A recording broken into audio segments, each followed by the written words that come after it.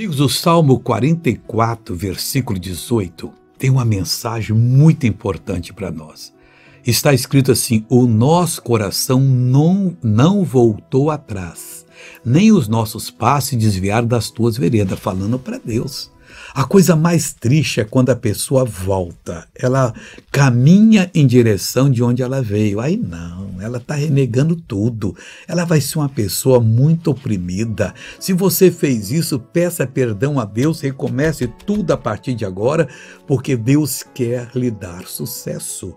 Esse ano pode ser o ano da sua realização, de acordo com a sua, da maneira como se assume essa palavra que Deus está dando para você.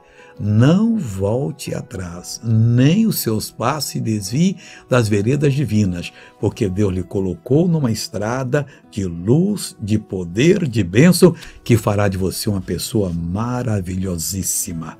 Veja esse testemunho e eu já volto. Elza, o que você sofreu? A reumatismo agudo no peito esquerdo que estava tomando já os ossos todos, então eu não estava sem poder andar. Quanto tempo? Uns 5 anos já, aguentava subir um degrau. Você estava andando antes da oração? Antes dessa oração foi a moça que me ajudou, tá? Estava andando assim. A moça que ajudou a Elza aqui, foi assim? Dessa forma. Mostra que Jesus te pegou agora, mostra. Olha só, pessoal. Olha que tá lá, desce a escada.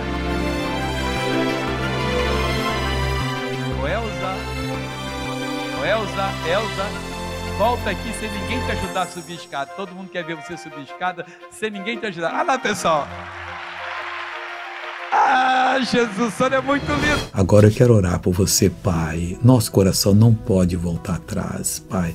Os nossos passos não podem se desviar do caminho que o Senhor tem nos dado. Pai, eu abençoo essa pessoa agora e digo: seja um sucesso, seja um realizador da vontade divina, em nome de Jesus.